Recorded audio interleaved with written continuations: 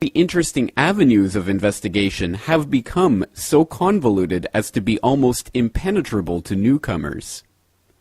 Indeed, at this point, if the 9/11 Truth Movement's goal is to continue to expand and reach new audiences, it needs to do so in new ways.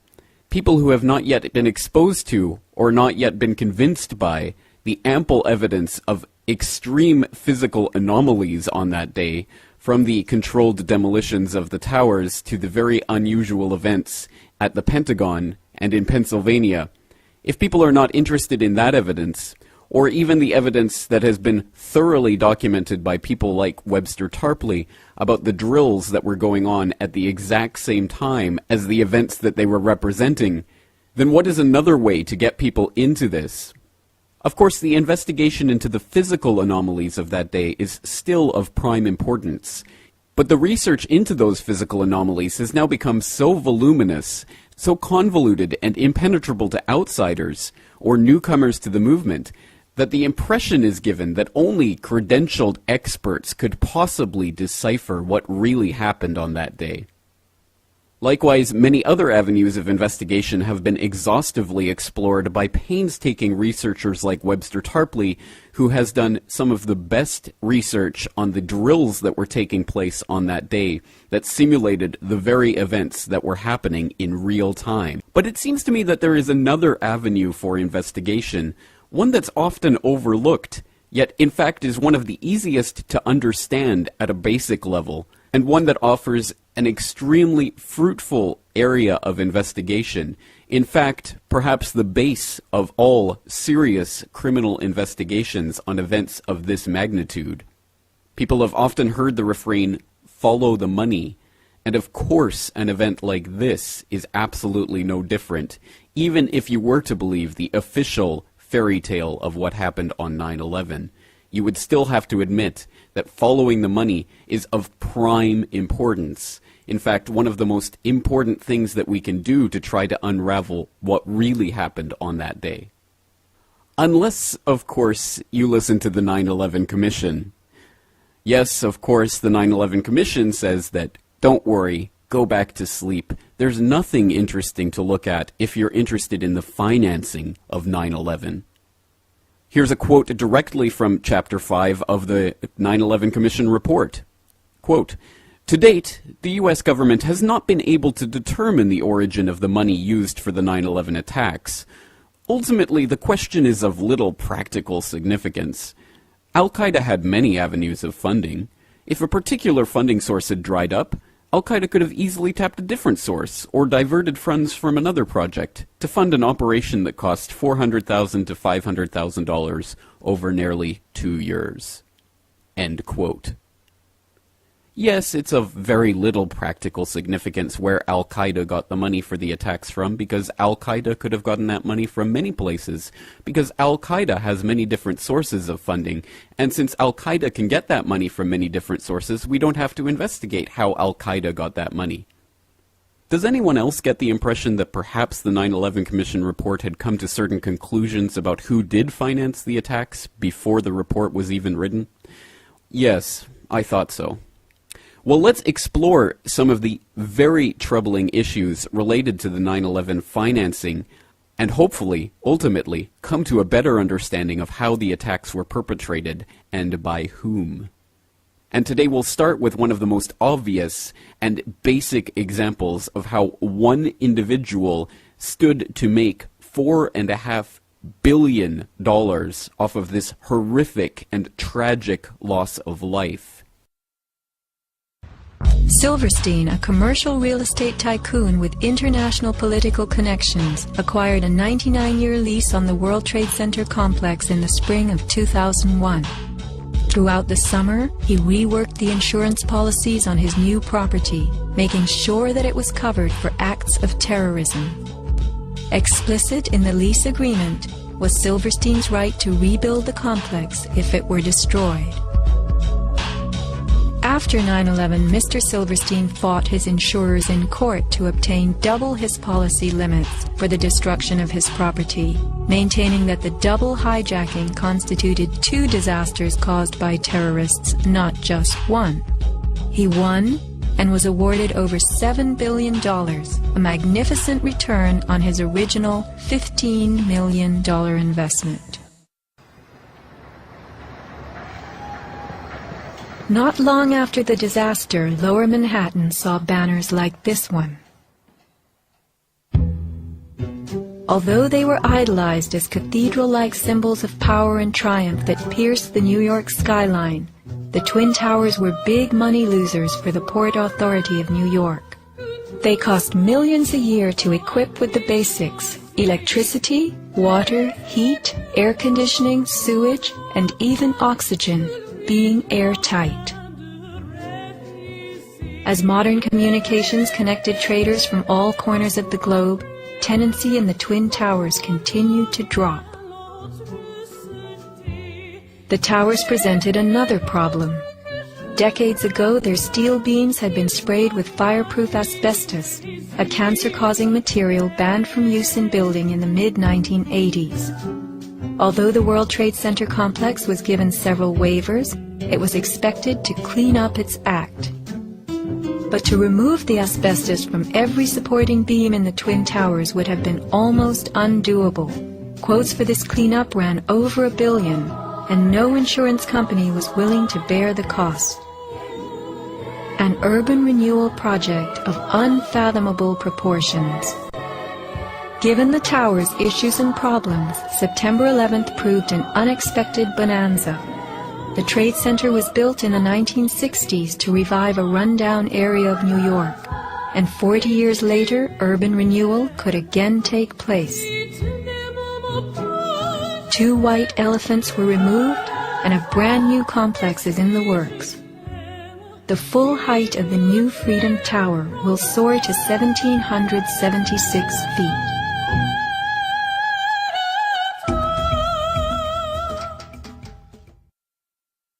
Of course, Lucky Larry's acquisition of the World Trade Center just weeks before 9/11 is by now a well-known story, but one would be advised to check a Bloomberg.com article from 2007 entitled "Silverstein Insurers Reach $2 Billion WTC Settlement" for details of the final settlement, which brought to $4.55 billion the amount that Larry Silverstein made for the deaths of those thousands of people in the World Trade Center on that day.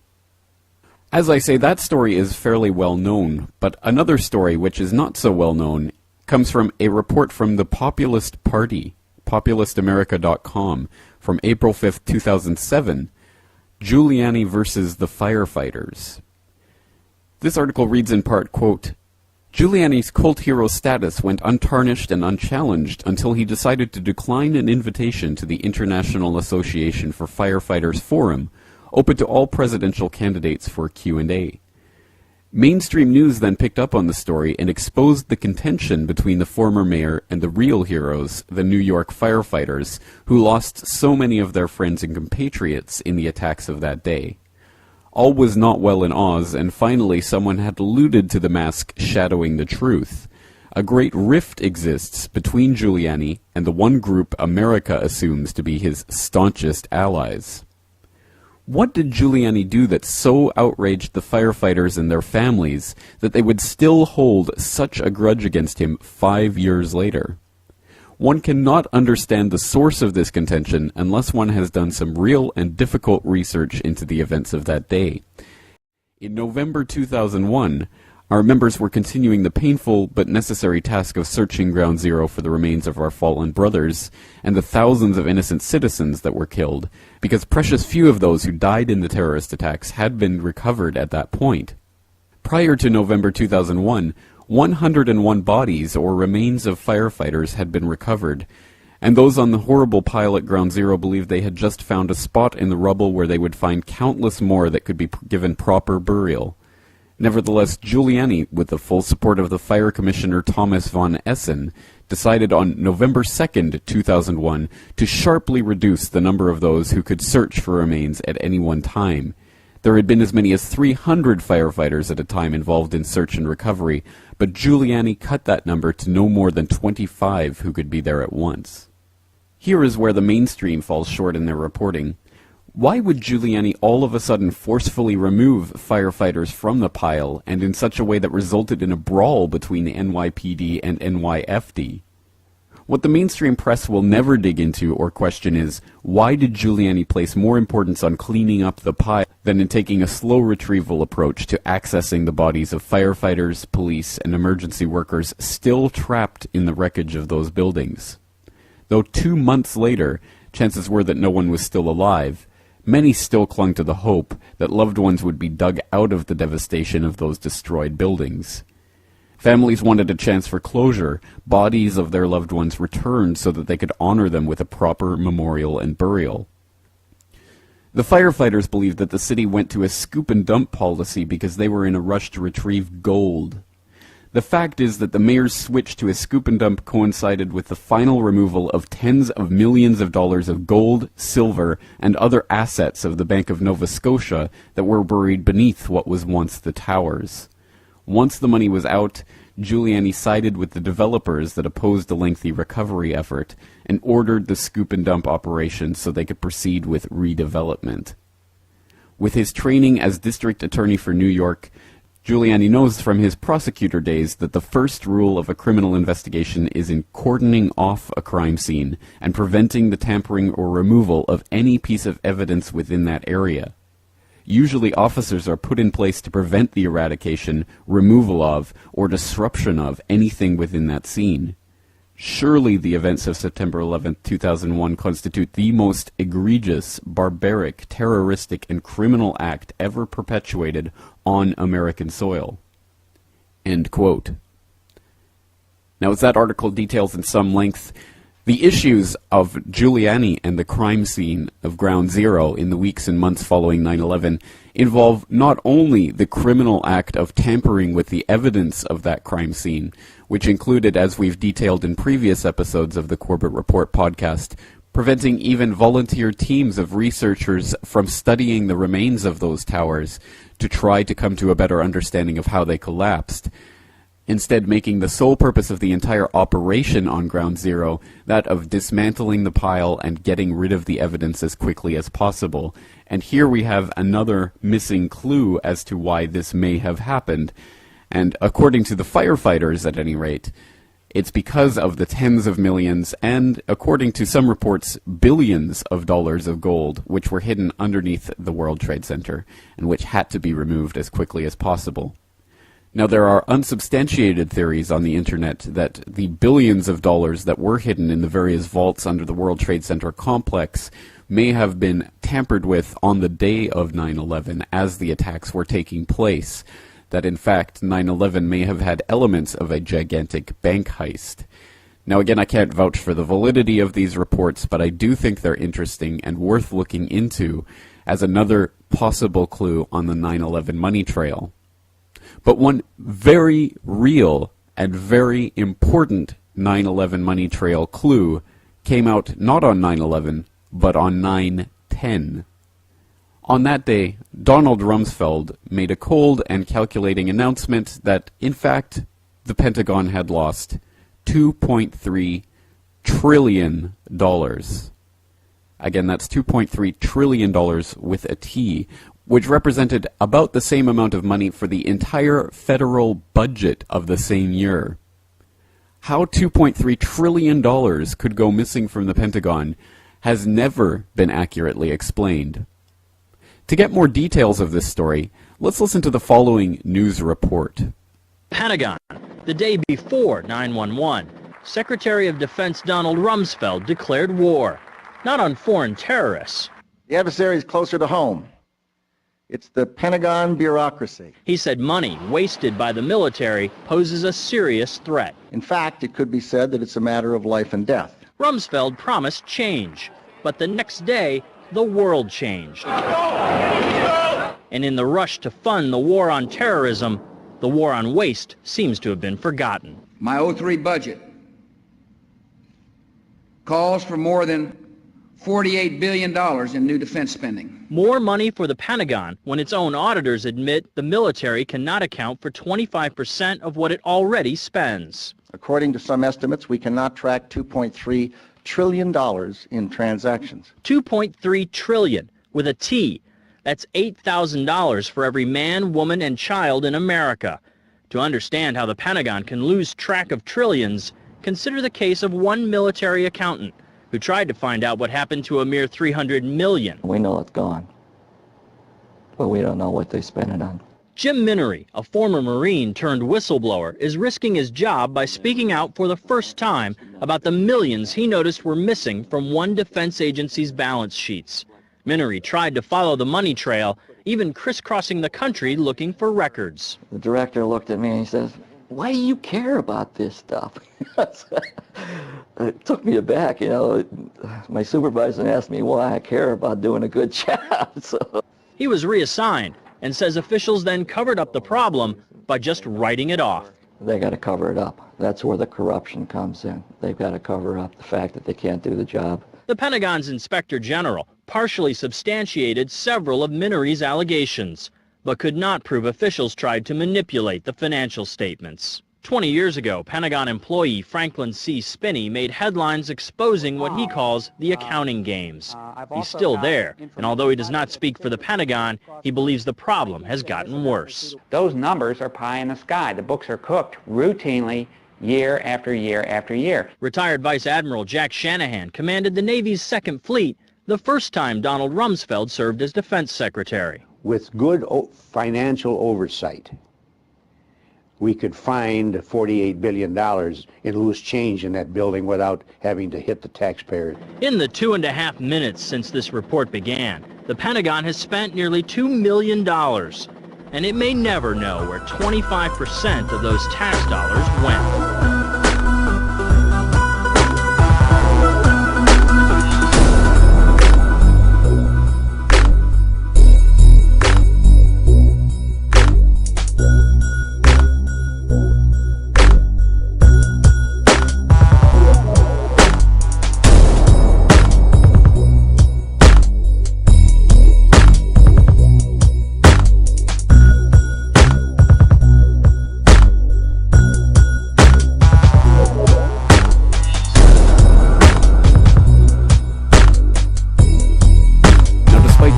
Incredible nature of that admission, $2.3 trillion simply missing from the Pentagon, announced casually the day before 9/11.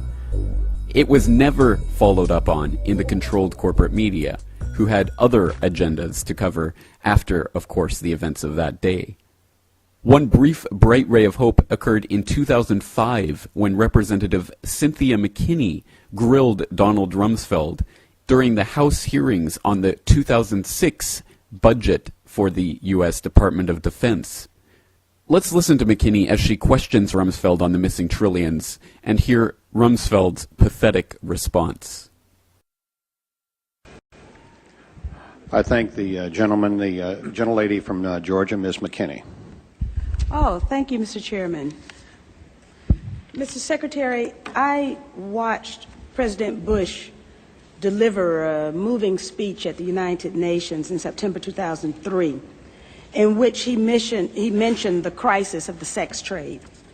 The president called for the punishment of those involved in this horrible business. But at the very moment of that speech, DynCorp was exposed for having been involved in the buying and selling of young women and children. While all of this was going on, DynCorp kept the Pentagon contract to administer the smallpox and anthrax vaccines and is now working on a plague vaccine through the Joint Vaccine Acquisition Program.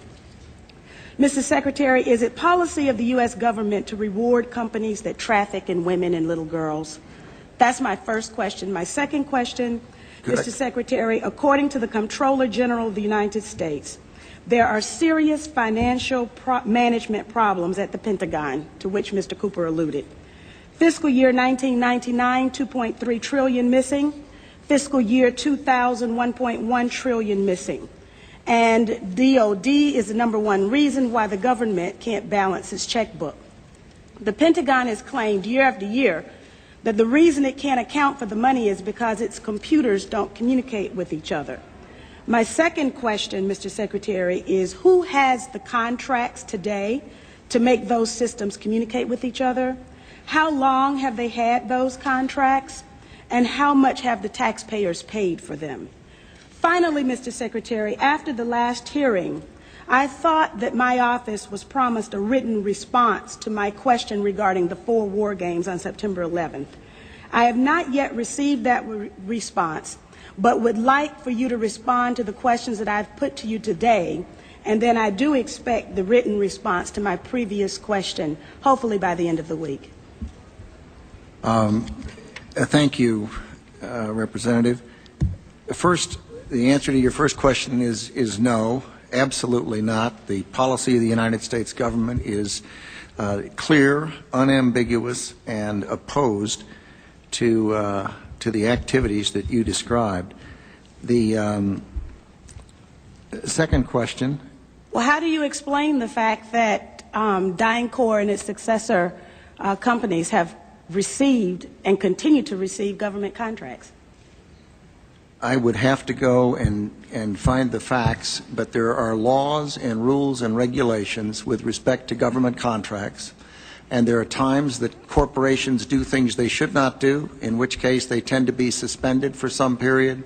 There are times then that under the laws and the rules and regulations passed by the Congress and implemented by the executive branch, that corporations can get off of out of the penalty box, if you will, and be permitted to engage in contracts with the government. They're not generally not barred in perpetuity. This company was never in the penalty box. If you could proceed to my second question, please. The second question.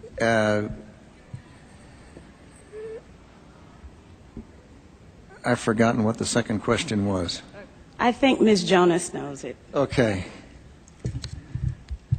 Thank you, Ms. McKinney. I appreciate the question. I appreciate your interest in our department's financial condition, and we are working very hard on that program. I've just come back recently. I understand that you're working hard on it, but my question was, who has the contract? How long have they had that contract, and how much money have we spent on it? In general, we spend about $20 billion in the Department on Information Technology Systems. The accounting systems are part of that. I can get you the exact number for the record of what we spend on our current, what we call legacy systems, and those that we're moving toward. And who has the contracts? That would be a multitude of individuals. Could you name some, please? Well, I think off the top of my head, well, I would rather not. I'd rather provide that for the record. That's not privileged information, is it? I'm sure it's not. Well, please. Yeah. And we still have time, so please. I would be glad to provide for the record. I don't want to talk from the top of my head and be incorrect. On your first question, I'm advised by Dr. Chu that it was not the corporation that was engaged in the activities you characterized, but I'm told it was an employee of the corporation, and it was some years ago in the Balkans that took place. It's my understanding that it continues to take place, and is that right? Yes. Well, if you can give me information to that effect, I'm sure you are interested in all of the information that I have, and I'll be more than happy to provide it to you. Good, thank you. But I would also like to get information from you. Okay. For example, the information that I just requested about who has those contracts. Certainly. Let me assure the gentlelady that we'll make sure that this exchange of information takes place, and Mr. Secretary, if you can get back with us on the DynCorp story, we'll get that to the gentlelady. Thank you, Mr. Chairman. We'll get back on both of the first two questions, but the Congresswoman has raised the other question twice now, and I'd like to have General Myers respond because you mentioned it in the last hearing, and I think it would be helpful to get the answer, even though we're on red, if you don't mind, Mr. Chairman. General Myers, go right ahead. But I would like to have the answer in writing as well, as I thought my office was promised. Okay, I don't know about the promise, Congresswoman, but could you repeat the question to make sure I'm answering the right question? This is 9/11 question. The question was, we had 4 war games going on September 11th, and the question that I tried to pose before the Secretary had to go to lunch was whether or not the activities of the 4 war games going on September 11th actually impaired our ability to respond to the attacks. The answer to the question is no, did not impair our response. In fact, General Eberhard, who was then the commander of North American Aerospace Defense Command, as he testified in front of the 9/11 Commission, I believe he told them that it enhanced our ability to respond, given that NORAD didn't have the overall responsibility for responding to the attacks today. That was an FAA responsibility. But they were two CPXs.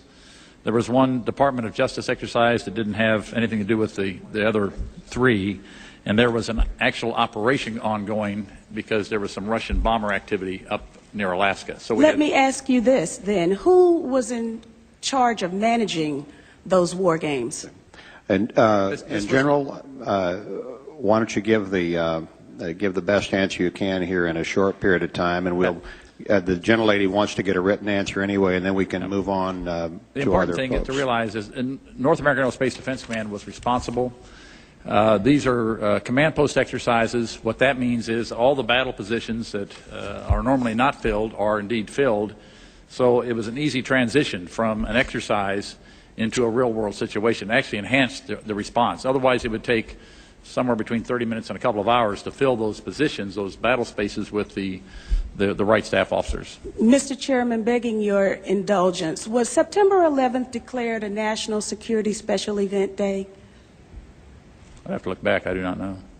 You mean after the fact or before the... No, because of the activities going on that had been scheduled at the United Nations that day. I'd have to go back and check. Don't know. Thank you. Okay. I thank the gentlelady. The chair would ask the gentleman from South Carolina to indulge us in that I should have called on Mr. Marshall here in the regular order and missed him, and the gentleman was here. So, if that is that okay, Mr. Wilson, we'll recognize the gentleman from Georgia, Mr. Marshall. Thank you, Mr. Chairman, and I appreciate Mr. Wilson's indulgence. Well, you're going to owe him. Probably not very much. When they analyzed the stock market after 9/11, the CIA discovered a massive shorting of airline stocks. When the stocks hit bottom on 9/12, somebody made a fortune. I gotta be honest with you. When the September 11 situation happened, I didn't know that.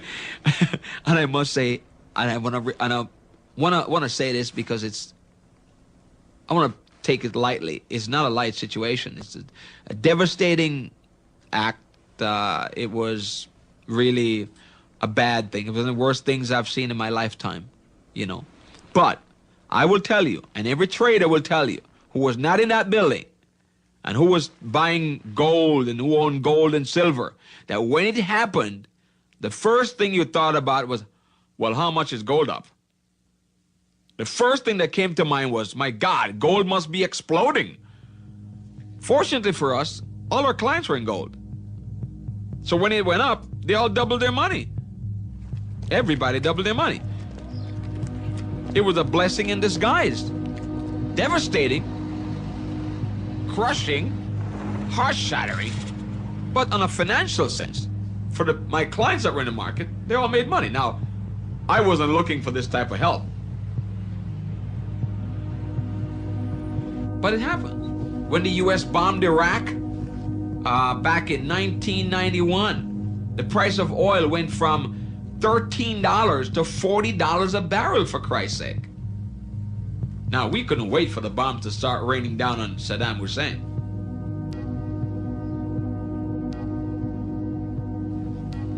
We were all excited. We wanted Saddam to really create problems. Do whatever you have to do. Set fire to some more oil wells because the price is going to go higher. Every broker was chanting that. There was not a broker that I know of that wasn't excited about that.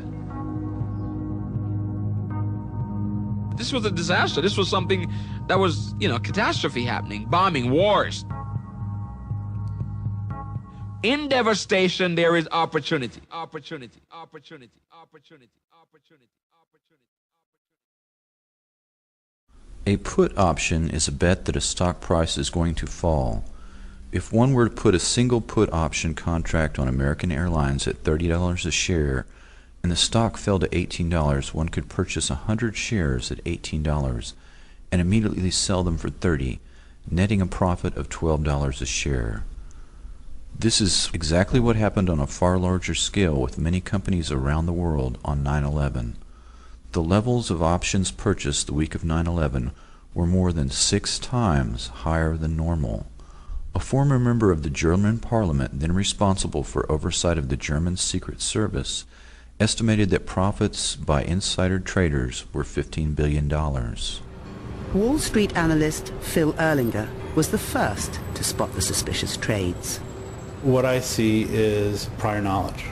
You can call it conspiracy. It's my opinion that somebody knew ahead of time that 9/11 was going to happen, and they made bets to take advantage of it. And these bets weren't just normal run-of-the-day bets. They were far in excess of what we would call normal activity. Put options set to expire on September 30th, 2001, were bought on August 6, 2001, or earlier, at the Chicago Board Options Exchange. These put options were basically a bet that the stock would plummet. When it did, the people who purchased those put options made a lot of money. Thousands of put stock options were bought on United and American Airlines immediately prior to September 11th, 2001. On average, during the first weeks of September 2001, 27 put options were bought each day on Morgan Stanley, one of the World Trade Center's largest occupants. The total of its put options for the 3 days prior to the attacks was 2,157. Merrill Lynch, also in the WTC, saw 12,215 put stock options. That is 12 times its normal level.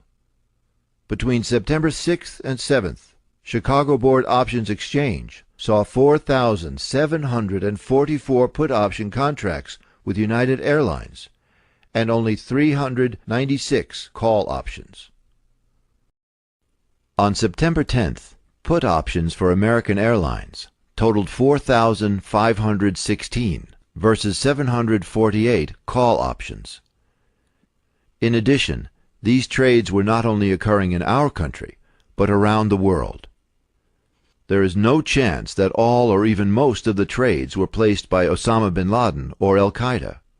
According to Fox News, CNN, and the BBC, insider trading reports were found in the USA, Germany, Britain, France, Canada, Japan, Monte Carlo, Switzerland, Hong Kong, Italy, Spain, Belgium, Luxembourg, and Singapore. The director of the CIA headed a firm that bought some of these put stock options. Until 1998, Buzzy Krongard headed United Airlines stock. Mr. Krongard was head of Bankers Trust until he resigned and was promoted to CIA Executive Director by President Bush in March 2001. Buzzy Krongard purchased this stock, and our government did nothing about it. Deutsche Bank is also one of the 4 banks most used by the bin Laden family. Additionally, $2.5 million in put options on United and American Airlines went unclaimed. The German central bank president, Ernst Weltec, had a study conducted by his bank.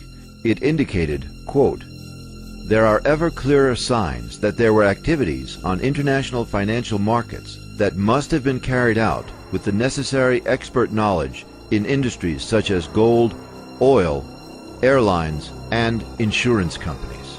There was a lot of money to be made from the events of September 11th, and indeed, many people in our own government called the events of September 11th an opportunity.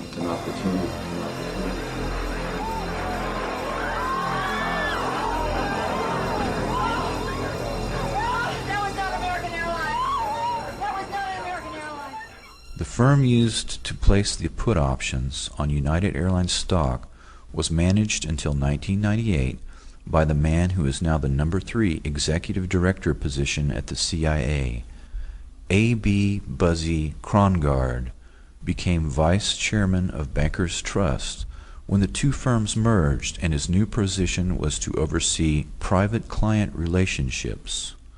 Krongard had a special hands-on relationship with some of the wealthiest people in the world in a specialized banking operation that Senator Carl Levin identified as being connected to the laundering of drug money. Bankers Trust was acquired by Deutsche Bank in 1999 to form the single largest bank in Europe.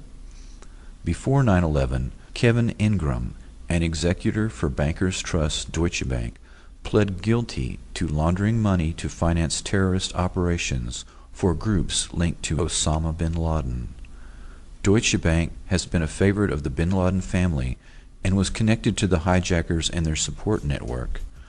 Deutsche Bank had corresponding relationships with banks in Bahrain and Kuwait that served George W. Bush when he engaged in illegal insider trading of shares of his company Harkin Energy.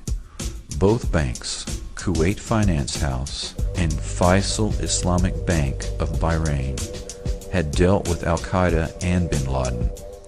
But when the Bush administration released its worldwide list of suspect financial institutions vowing to track down terrorist financing, neither bank was on the list. Mayo Shattuck III is a powerful force in the financial world. Head of the Alex Brown Deutsche Bank on 9/11, he had previously been involved in Enron, helping them conceal their massive debt, as well as involved in an insider trading scam involving Adnan Khashoggi's Genesis Intermedia immediately before 9/11.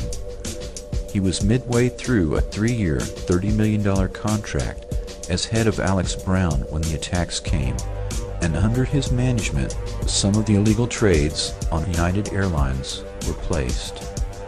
Mayo Shattuck has taken over Alex Brown operations in 1997 after Krongard had officially gone to the CIA in 1998. Mayo Shattuck III resigned on the day after 9/11.